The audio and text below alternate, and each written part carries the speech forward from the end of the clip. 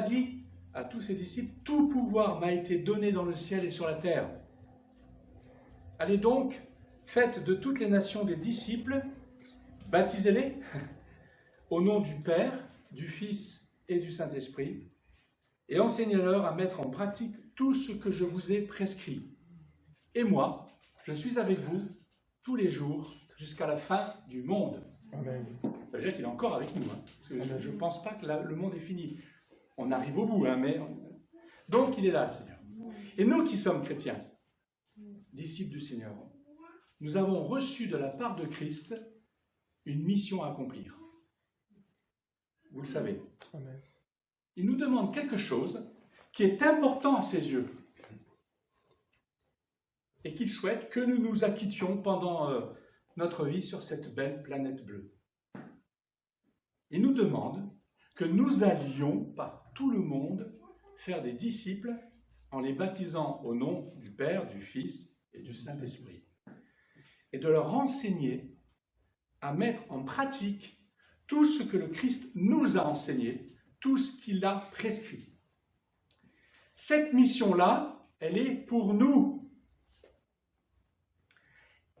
Nous agissons pour nos semblables.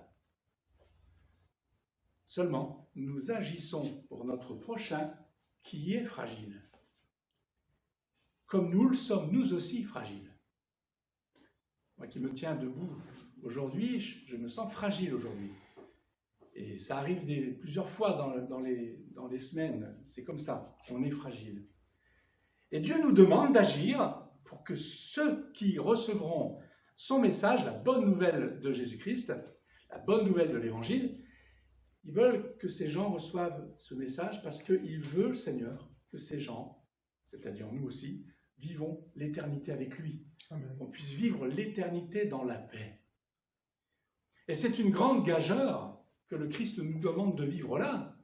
C'est un risque qu'il prend lorsqu'il nous demande une telle mission. Mais vous savez quoi? Il pense que nous pouvons le vivre. Amen. Sinon, il ne l'aurait pas dit. Mais, une question, pas deux. Mais qui est à la hauteur d'une telle tâche? Personne. Qui est à la hauteur d'une telle vision qu'on vient d'entendre? Il faudrait posséder une grande habilité de persuasion et une grande puissance effective aussi pour pouvoir faire de ces hommes et de ces femmes des êtres habités par l'éternité parce qu'ils auront rencontré le Créateur. Amen. Moi, je voudrais vous parler de cela aujourd'hui. Je voudrais vous parler de cette faiblesse qui nous habite et qui est voulue de Dieu. Le moins de la fameuse pile. Le moins du Seigneur, mais le moins, le nôtre aussi. Elle est là, cette faiblesse, elle est là pour que nous puissions vivre de l'éclat de sa richesse et de sa lumière. Amen.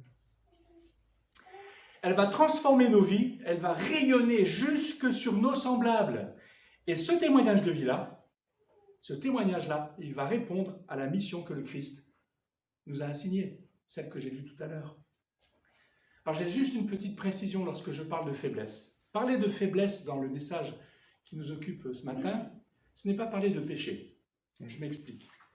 Paul a dit plusieurs fois qu'il se glorifierait bien de ses faiblesses pour que le Christ agisse puissamment en lui. Dans 2 Corinthiens 12, verset 11, chapitre 11 aussi. J'ai les références, mais je ne vais pas tout vous noter. Si un jour vous voulez, je pourrais vous les passer. Ainsi, quand ce mot est utilisé, le mot faiblesse, il n'incorpore pas l'idée du péché qui pourrait agir en nous. Il s'agit de la faiblesse positive, pour reprendre. Hébreux 4, verset 15, ce passage-là dit que Jésus est aussi sujet à cette faiblesse, mais qu'il n'a pas péché. Jésus a bien partagé notre condition humaine. Hébreux 2 nous en parle, Philippiens 2 aussi, bon.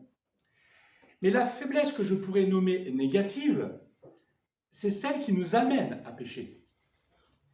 Dans Hébreux chapitre 5, versets 2 à 3, il est dit que le grand prêtre de l'Ancienne Alliance, je parle, le grand prêtre de l'Ancienne Alliance, la première alliance du temps de Moïse, et jusqu'à la venue de Christ, eh bien, ce grand prêtre partageait notre condition humaine. Ainsi, il partageait aussi notre faiblesse, il est écrit dans ce texte. Et là, il est dit aussi que la faiblesse de ce grand prêtre, comme celle du peuple, les amène à pécher. C'est pour ça qu'il doit aussi offrir des sacrifices pour le péché. Mais la faiblesse positive, c'est celle-là dont on va parler. Sachant que ça peut être la même, celle qui est faible, qui nous amène aussi malheureusement à pécher. Mais je voudrais vous parler de cette faiblesse dont Paul se glorifie. Et nous allons voir pourquoi. Paul, justement, l'apôtre, il a accompli cette mission que le Christ avait donnée aux disciples, la première dont j'ai parlé, d'aller par tout le monde annoncer l'évangile. Ça, il l'a accompli, Paul. Paul l'a accompli surtout dans le milieu non juif, mais aussi parmi les juifs. Il avait vraiment besoin de cette puissance divine, à la hauteur de cette vision d'éternité, pour pouvoir accomplir une telle tâche. Il avait vraiment besoin de Dieu. Et il va nous révéler un secret dans la vie. Dans sa vie, il va nous révéler un secret. Secret qui lui a permis de parachever une telle mission. Cela nous concerne aussi, vous savez. Ça nous concerne. Je pense que Dieu veut nous dire que ce que Paul a vécu, et on va le voir, nous pouvons nous aussi le vivre de la même manière au XXIe siècle, ici en Europe, en France, au Sénégal aussi, bien sûr, partout où nous sommes. Nous pouvons le vivre de la même manière, conduit par le Saint-Esprit, conduit par notre Dieu, notre Créateur, le Tout-Puissant, conduit par le Père, par le Fils, par le Saint-Esprit. Nous avons besoin de réaliser que ce que nous entendons là est aussi pour nous. Ce que je partage avec vous, ce que nous allons voir ensemble, c'est pour nous aussi. Dieu veut nous parler aujourd'hui. Il veut vraiment nous parler pour que nous puissions vivre et agir pour nos semblables en l'honneur de Dieu et pour sa gloire. Et par nos vies, Dieu veut toucher tous les vivants, enfin les vivants qui sont autour de nous, bien sûr. Que tous ensemble ici, on est quoi, une vingtaine, que tous ensemble nous soyons dans sa présence, la présence du Seigneur, pour que nous puissions témoigner, comme il l'a voulu que nous témoignions. Quel gageur de sa part. Et cette demande-là que le Seigneur nous a dit, cette demande, ça demande quelque chose de particulier, ça demande une intervention unique et spéciale de Dieu. Alors nous allons nous pencher sur un des secrets que Paul nous dévoile. Il a pu accomplir toutes ces choses, la mission du Christ, des choses stupéfiantes même, grâce à ce secret. Vous connaissez un peu l'histoire de Paul, sinon je vous invite à le lire, notamment dans les Actes et puis ses lettres. Mais Paul a vraiment accompli beaucoup de choses. Vraiment. C'est un homme intelligent, il savait enseigner, il nous a laissé des lettres d'une beauté extraordinaire. Il a accompli des miracles, il a annoncé l'évangile partout. Beaucoup d'hommes et de femmes se sont convertis. Il s'est fait persécuter. Enfin bon, bref. Paul, il a accompli des choses stupéfiantes grâce à ce secret. Et on va se référer à ce texte. C'est un des secrets. Il y en a plusieurs, Paul, mais ce texte-là que nous allons lire, c'est ce texte sur lequel on va se pencher. C'est dans 2 Corinthiens 4, verset 7. Ce trésor, nous le portons dans des vases faits d'argile que nous sommes, pour que ce soit la puissance extraordinaire de Dieu qui se manifeste, et non notre propre capacité.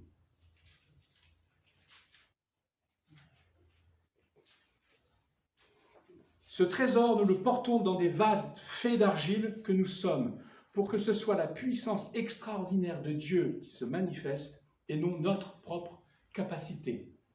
C'est la version du Semeur que je suis en train de lire. Ce texte, il expose des objets. Il parle de trésors et il parle de vases d'argile. Il est donc question ici de valeur. Voilà un des secrets de Paul, qui est un paradoxe de vie. Alors on va l'examiner maintenant. Un vase d'argile a-t-il de la valeur? Surtout quand on le compare à un trésor. Pas besoin de grande explication, là, vous avez tous saisi. Un trésor dans un vase d'argile. Il est certain qu'on s'intéresse au trésor, n'est-ce pas? Mais non au vase d'argile. Mais qui a eu cette idée étrange de mettre un trésor dans un vase d'argile? Ouais. Non mais sérieux, vous iriez exposer, vous, un superbe tableau dans un vieux grenier? Imaginez une superbe exposition de belles peintures, voire de sculptures associées, dans un vieux garage miteux dont le sol est encore marqué par le cambouis, des traces de cambouis et d'huile de vidange, avec les odeurs qui restent. Non mais personne irait faire ça. Les personnes ne comprendraient vraiment pas pourquoi vous allez exposer ces chefs-d'œuvre dans un tel lieu. Les humains que nous sommes pensent que ce qui a de la valeur doit exister dans des endroits de valeur. Voilà. Regardez les musées. Ce n'est pas des vieilles cabanes, hein, que je sache. Des vieilles cabanes en bois. Et qui penserait qu'un riche... Non mais, imaginez un riche qui habite dans un squat. Je n'ai jamais vu, moi. Vous l'avez vu, moi je n'ai pas vu. Hein. C'est rare. S'ils en envoyé un, c'est rare. Hein. Imaginez même un pauvre habillé de vêtements somptueux, roulant dans une Porsche avec toutes les options. Oui, il faut vraiment l'imaginer, ça, n'est-ce pas? Il faut l'imaginer, hein, car ce n'est pas la réalité de ce monde. Ce n'est pas la réalité de ce monde. Mais dans le monde de Dieu, on trouve ce genre de paradoxe. On trouve un trésor dans un vase d'argile. Paul, il nous intrigue, là, avec ce texte. Il nous intrigue. Voilà qu'un serviteur ou une servante de Dieu, elle est comme une personne riche qui vit dans un espace souillé et puant. Elle est comme un pauvre, cette personne, qui expose des richesses dans sa vie. Mais comment est-ce possible? Ça n'a aucun sens pour notre monde. Mais c'est pour ça qu'un tel homme et qu'une telle femme interpellent ceux qui les croisent. C'est pas normal. Il y a quelque chose qui n'est pas ordinaire là. Alors il y a deux types de réactions. Il y a certains qui ne vont pas s'attarder avec ça, face à cette curiosité. Ils vont trouver ça tout à fait inconvenant, voire démesuré. Ce n'est pas cohérent pour eux. C'est extravagant même, c'est irraisonnable. Non, franchement, ça ne les intéresse pas. Ça ne les intéresse pas. D'autres, par contre, cependant, d'autres, vont s'interroger, vont chercher à savoir pourquoi il en est ainsi, pourquoi ils voient ça devant. Qu'est-ce qui fait la force de ces gens? Qu'est-ce qui leur donne envie de vivre cela? D'être un vase d'argile qui parle un trésor, d'être presque rien et d'avoir un tel trésor, ce qui voit bien quelque chose qui dénote. C'est ce que vous faites quand vous êtes devant les gens. Ils s'interrogent, certains. Et Paul, pourquoi il utilise cette image, Paul, de vase, de trésor? En fait, il s'inspire de cette distinction juive et biblique entre le Créateur et les créatures. Et il pense, je pense, entre autres à Isaïe, le prophète, que vous connaissez peut-être. Hein. Et Isaïe, le prophète, nous révèle ce rapport juste entre le Créateur et sa créature, entre lui et nous. Dieu fabrique son peuple comme le potier fabrique des vases de terre pour son propre usage. Je vais vous lire juste deux textes, dans Isaïe, un au chapitre 44 et l'autre au chapitre 64. C'est Dieu qui parle. Là. Il dit « Ne vous effrayez pas et n'ayez pas de crainte. Depuis longtemps déjà, je vous ai informé, je vous l'ai fait savoir, vous êtes mes témoins. » Tiens, ça nous rappelle le premier texte. « Existe-t-il un autre Dieu que moi ? Il n'y a pas d'autre rocher, je n'en connais aucun. » Parole de l'Éternel. Et plus loin, au chapitre 64, il est dit « Et pourtant, Éternel, toi, tu es notre Père. Nous sommes l'argile, et tu es le potier qui nous a façonnés. Nous sommes tous l'ouvrage que tes mains ont formé. » Vous voyez cette image de l'argile, du vase. C'était déjà là. Je pense que Paul s'en est inspiré. Et les sages d'Israël, vous savez, ils ont observé que même, ils ont bien observé qu'on ne peut pas conserver le vin dans des récipients d'or et d'argent. mais dans des vases de terre. Et il dit, de même que ça se fait comme ça, de même, les paroles de la Torah, des Saintes Écritures, ne sont préservées que par celui qui s'humilie. Je trouvais que c'était une belle parole des sages qu'on retrouve dans des textes. Et, voyez, eux, ils avaient déjà compris. Nous ne portons pas les paroles de Dieu dans la richesse, mais pour celui qui s'humilie. Ce n'est pas l'orgueilleux qui va apporter la parole de Dieu. Il est vrai, par contre, il est vrai que les vases de terre conservent mieux les aliments de valeur que des récipients en métal qui ont plus de valeur. C'est souvent comme ça qu'on conservait les aliments avaient de la valeur. Même les parchemins, on a retrouvé après. Alors, qu'est-ce qu'un chrétien pour Paul? Qu'est-ce qu'un chrétien pour Jésus-Christ? Eh bien, c'est une personne qui doit porter un trésor en lui. Mais il est lui-même de nature différente de ce trésor, ce chrétien. Ainsi, ce trésor, il est placé dans un contenant, de nature différente. Et pourtant, le contenant et le contenu sont compatibles ensemble. En temps normal, si vous voulez préparer un cataplasme d'argile pour le mettre sur une partie du corps que vous voulez soigner, vous devez mettre l'argile et l'eau dans un récipient fait de terre, de bois ou de porcelaine. Cela n'enlèvera pas les qualités de l'argile. Par contre, si vous utilisez un autre récipient, en inox par exemple, vous allez commencer par dénaturer les propriétés de l'argile. C'est un exemple là que je vous donne pour dire que le contenant et le contenu ont un rapport intime, un rapport qui a besoin d'être ensemble, qui doit marcher, qui doit faire fonctionner l'un et l'autre. Et pour que ce trésor soit magnifié, pour revenir au texte de Paul, pour que ce trésor soit magnifié et embelli, il faut que le contenant, nous, c'est-à-dire nous, ne dénature pas la valeur. Comme l'argile. Il faut le mettre là, dans un récipient spécial. Tu le mets dans l'inox, tu enlèves toutes les propriétés. Et Dieu a choisi que nous soyons des vases d'argile pour pouvoir y mettre son trésor. On va voir ce que c'est que ce trésor. Et Dieu a décidé que ce contenant ne paye pas de mine. Le matériau est modeste, sans prétention. Un objet terne. C'est ainsi que le trésor brillera de tous ses feux. Dieu nous a transformés pour que le trésor et le vase soient compatibles entre eux.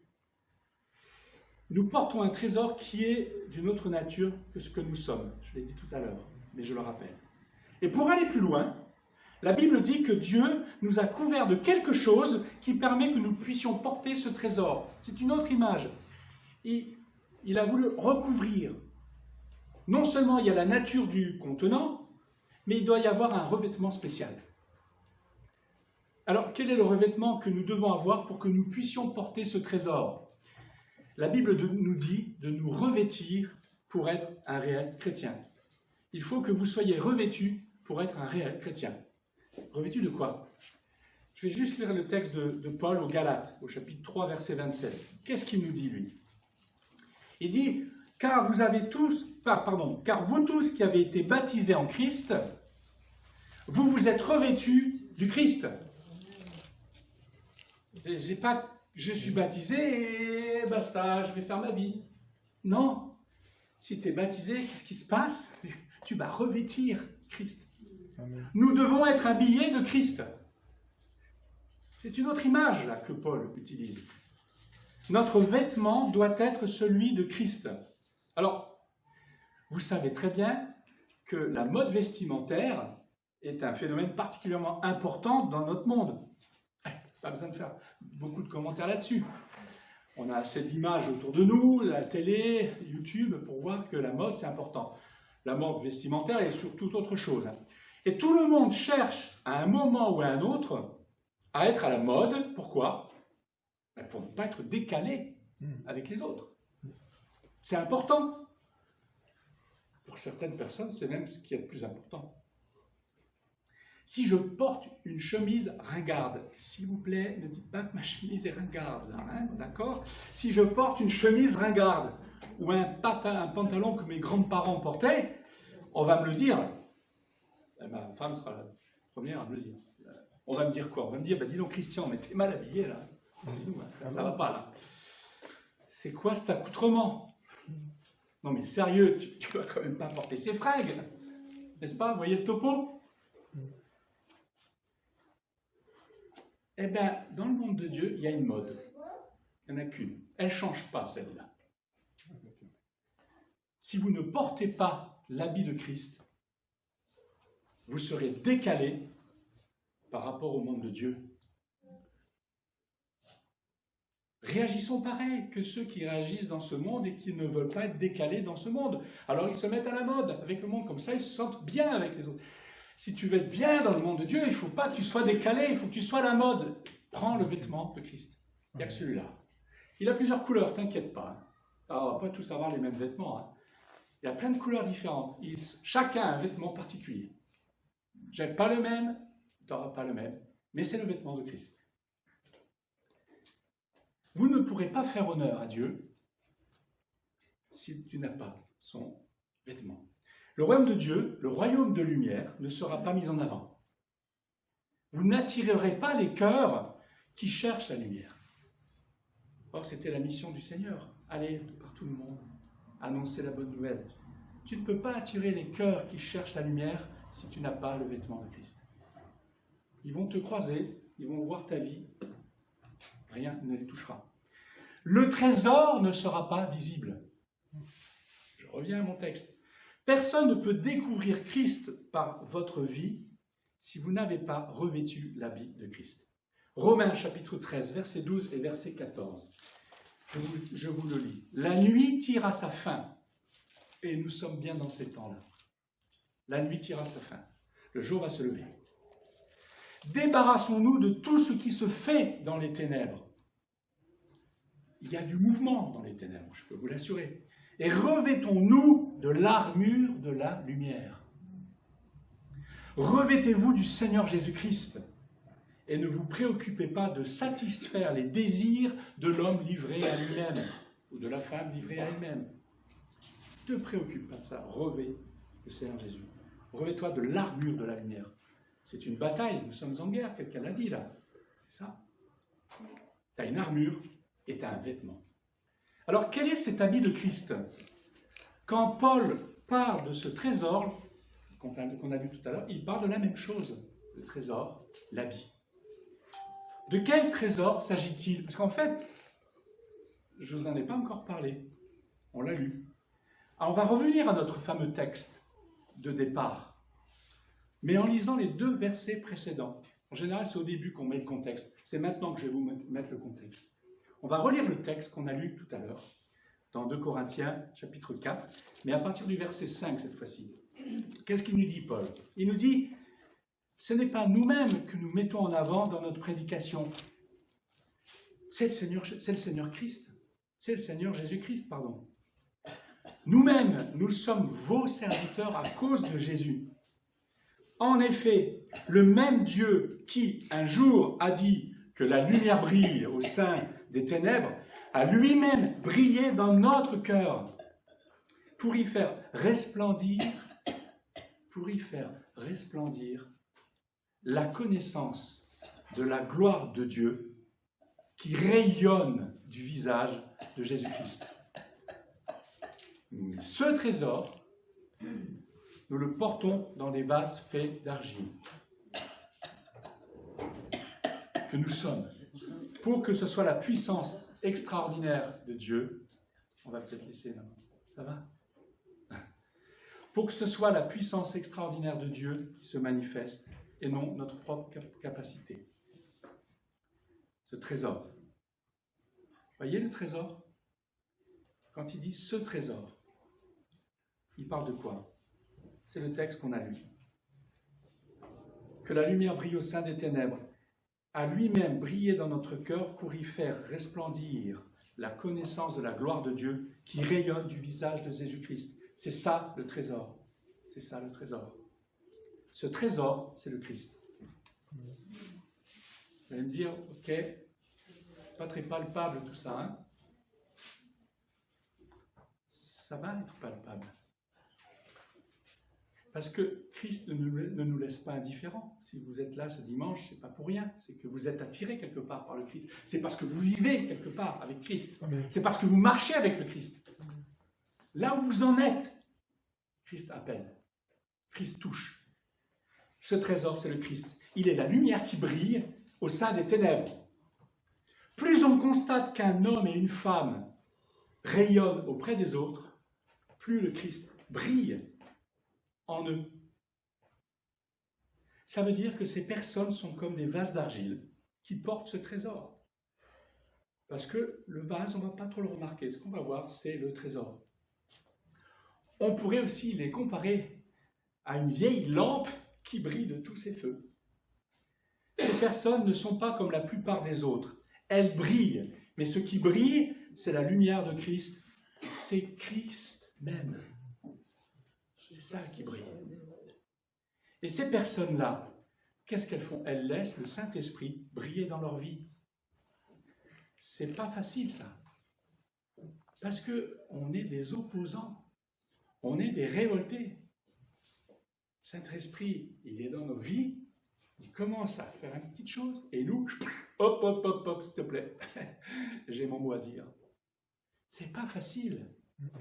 Mais c'est ça que le Saint-Esprit veut faire dans nos vies, pour que nous puissions briller.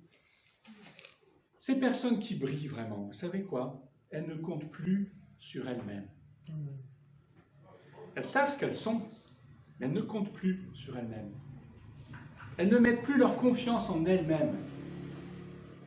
Parce qu'elles savent très bien que si elles mettent leur confiance en elles-mêmes, la lumière ne brillerait plus autant. Voire, elle s'atténuerait considérablement, cette lumière. Elles le savent, par expérience, parce qu'elles écoutent la parole. Des fois, il y en a qui, en un an, ils ont tout compris, et des fois, il faut toute une vie presque pour comprendre, 20 ans.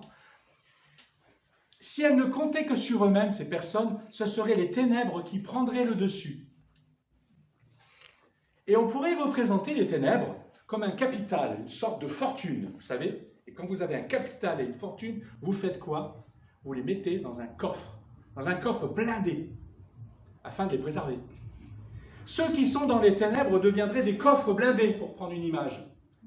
Blindés par quoi? Blindés par l'orgueil, blindés par la richesse, évidemment, blindés par la prétention de soi. Et le chef des coffres et de ces fortunes-là, ce n'est pas le Christ. Le chef de ces coffres et de ces fortunes, c'est l'ange des ténèbres, c'est Satan, l'ennemi et le dévastateur que le Seigneur a gagné sur lui. Il a gagné la victoire sur cet ange qui est déchu. Alors, est-ce que nous réalisons ce que signifie être chrétien? Est-ce que nous le réalisons? Être un chrétien, c'est être une personne en qui on trouve une contradiction fondamentale. Un chrétien est quelqu'un en qui on trouve un paradoxe inhérent, et ce paradoxe, il vient de Dieu.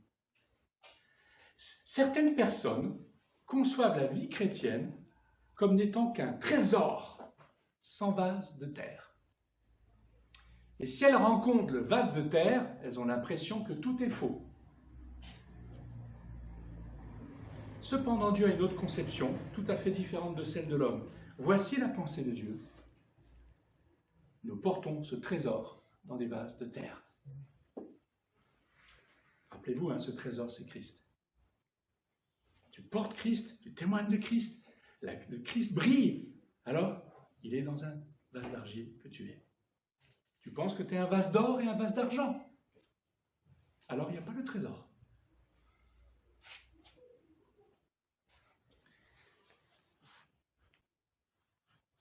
Si le vase de terre est mis en évidence, il ne s'agit pas d'un cas désespéré. Tu te rends compte que tu es un vase de terre, mais ce n'est pas désespéré.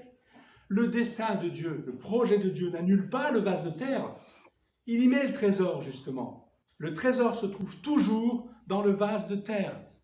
Il n'y a pas une âme dont le vase de terre serait tellement de terre qu'il ne laisserait pas paraître le trésor qui s'y trouve. Non, Le trésor, il y sera.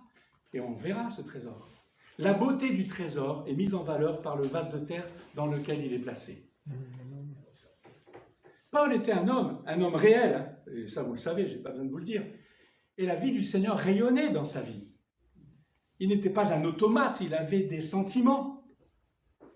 Et il a connu bien des faiblesses, cet homme. J'en ai parlé tout à l'heure, mais on peut le redire. Toutes ces faiblesses, il a été persécuté. On ne l'a pas écouté. Il a failli mourir plusieurs fois. Il a été en prison. Il a prêché la bonne nouvelle, la moitié voulait le lapider. Quelques-uns l'ont écouté, voyez-vous, certains étaient frappés. Il a vécu beaucoup de malheurs, Paul. Mais on a vu sa lumière briller, le Christ brillait en lui. Même un serpent lui a mordu alors qu'il était en train de mettre du bois. Pouf, le serpent mort, les autres ils disent « Oh ben celui-là, c'est un pauvre homme, hein. Il est maudit de Dieu ». Et ils ont remarqué qu'il était en pleine forme, il n'a pas du tout... Ils savaient que c'est un serpent que, en général, tu ne restes pas longtemps. En pleine forme. Et là, ils se sont dit, oups, non, non, non. Dieu ne l'a pas maudit. Dieu l'a béni, cet homme. Il est béni. Écoutons-le. Voyez-vous, il en a vécu des vertes et des pas mûres, Paul. Mais c'était un homme rempli du Seigneur et c'était un vase de terre. Alors ne faites pas de Paul un vase d'or. Rappelez-vous que c'est un vase de terre. Il le dit lui-même. Et c'est un trait caractéristique de la vie chrétienne que le visage puisse se détendre en un sourire alors que même des larmes coulent. C'est le paradoxe de notre vie, ça. Est-ce que vous connaissez, j'ai presque fini, l'histoire de Darja Reichard? Vous ne connaissez pas? Elle a écrit récemment un livre qui s'appelle « La tempête passe ». C'est une femme qui a connu beaucoup de difficultés depuis son jeune âge. À 9 ans, elle nous raconte un événement extrêmement dur qu'elle a vécu à Marseille. Et au moment où sa souffrance était à sa limite, Darja, 9 ans, se voit au milieu d'une grande étendue d'herbe et elle vit que quelqu'un lui tenait la main. C'était Jésus. Elle était avec le Christ. Et elle dit plus tard qu'elle ne se souvient plus de son visage. Mais elle sait que c'était Jésus. Elle l'a vu, mais elle ne se souvient plus de son visage. Et après leur promenade, et lui avoir montré ce que sera sa vie dans l'avenir, Jésus se met à sa hauteur, la regardant dans les yeux, elle se rappelle de ça, mais elle ne se rappelle plus de son visage. Il se met à sa hauteur, il la regarde dans les yeux, cette petite fille de 9 ans, et il lui demande si elle aime cette vie et si elle veut la vivre. Du haut de ses 9 ans, et quelques heures après avoir vécu l'impensable, elle lui répondit, tout emballée, que c'était une vie comme elle en rêve. Elle a dit, de l'aventure, du fun, un bel amoureux, et surtout une vie avec toi, Dieu. Voilà, elle lui dit ça. Jésus la regarda, et il lui dit, consacre-moi toute ta vie. Consacre-moi toute ta vie. Voyez-vous, cette personne a vécu un drame à l'âge de 9 ans, et même plusieurs après celui-là. Elle a été vraiment échaudée, la peau. Christ donne de l'espoir là où on pense qu'il n'y a plus d'espoir. Elle témoigne maintenant que Dieu l'a rencontrée dans son drame. Et même mieux, il a transformé son drame en appel à la consécration. Consacre toute ta vie à Dieu. Je marche avec Dieu depuis un certain nombre d'années. C'est ce qui me reste maintenant. Il y a beaucoup de choses que j'ai dû jeter. C'est des choses inutiles, futiles, et que je vais encore jeter. Mais ce que Dieu me demande, et ce qu'il vous demande, c'est consacre-toi en entier à moi, dit le Seigneur Jésus. Consacre toute ta vie, tout ce qui est dans ta vie, à moi. Tu seras un vase de terre qui porte un trésor unique, Christ. Christ unique dans ta vie, unique. Les gens vont voir Christ à travers ta vie. Ils voient une autre personne, ils voient Christ à travers sa vie. Ce n'est pas les mêmes. Le Christ est grand. Consacre ta vie. Le Seigneur revient bientôt. Nous sommes dans un monde difficile, et vous le savez bien, je n'ai pas besoin de connaître les problèmes, les difficultés.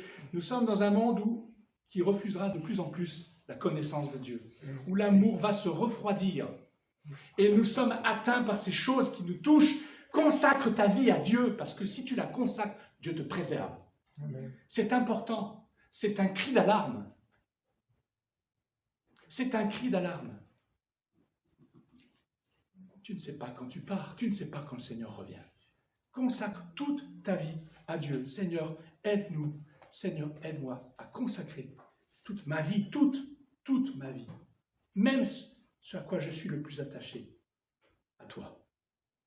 Et que ce trésor, Seigneur, que ce trésor qui est toi-même puisse briller de tous ses feux dans ma vie, dans la vie de mes frères et sœurs. Ce sera une vie de faiblesse. Ce sera une vie de souffrance. Mais n'oublions pas qu'elle ne pèse rien face à la joie, face à la paix, face à la gloire qui commence et qui va s'en suivre. Évidemment, sur le moment, nous avons l'impression que c'est plutôt l'inverse qui se produit, n'est-ce pas? Les souffrances et les faiblesses qu'on vit sont bien là, ça pèse lourd que le reste. Et on ne va pas penser qu'il y a de la joie, de la gloire et de la paix. Et pourtant, il n'en est rien. Ayons foi en Dieu. Ayons foi en Dieu. Dieu ne parle pas pour rien s'il te dit que tout cela, ce n'est rien comparé à la gloire à venir. Ou Dieu est menteur. Mais s'il n'est pas menteur, aie foi en ce qu'il dit. Ce que tu vis là, c'est dur. C'est de la faiblesse, c'est de la souffrance. Mais la gloire à venir, elle commence déjà là. Parce que tu es un vase de terre où Dieu va mettre son trésor. Et ça finira par la fête dans le ciel, la splendeur de Dieu, la grandeur de Dieu. J'ai vécu des transformations du Seigneur aussi, et je réalise combien la grâce de Dieu me suffit.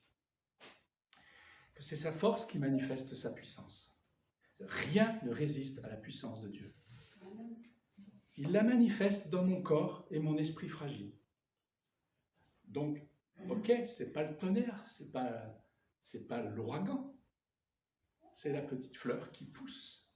On ne voit rien, il y a la terre, il y a une graine, elle pousse, et elle va produire une fleur unique.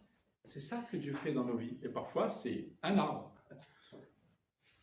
Mais n'oublions pas, et je finirai par là, mais je ne vais pas le développer, je ne peux pas, que la base fondamentale sur laquelle nous pouvons vivre tout cela, c'est l'œuvre de Christ à la croix. Le sang de Christ versé sur la croix est d'une grande valeur pour Dieu. Et ce n'était pas une partie de plaisir sur cette croix. Il peut, grâce à Christ, nous déclarer justes, nous rendre justes. C'est sur cette base-là, ce n'est pas sur nos mérites, c'est parce qu'on est d'un seul coup, on a un bon fond. Même si tu as un bon fond, le Christ est mort sur la croix pour toi parce que tu es un pécheur. Moi aussi. Mais ainsi, il peut déployer toute sa grâce pour manifester la vie de Christ en nous. Manifester le trésor, le plus grand des trésors. Ce qui a de la valeur pour Dieu, c'est l'œuvre de Christ pour nous. C'est ça qui a de la valeur. Il faut se rappeler ça. C'est ça qui a de la valeur pour notre Père Céleste. C'est ce que Christ a fait pour nous. Voici mon Fils bien-aimé, en qui j'ai mis toute mon affection. Et il nous aime, mais son Fils. Le sang de Christ suffit pour Dieu. Alors il suffit pour nous aussi. Ainsi, nous sommes pardonnés, nous sommes purifiés et pouvons vivre une vie consacrée à lui. C'est possible maintenant, aujourd'hui. Décide-toi. Décidons-nous. Et Dieu va nous aider à le vivre. Et je vais finir avec ce texte de Paul. Je vais juste le lire et on finira là. Texte de Paul, toujours dans 2 Corinthiens.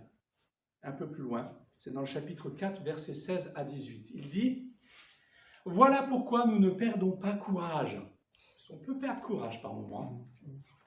Et même si notre être extérieur se détériore peu à peu, intérieurement, nous sommes renouvelés de jour en jour.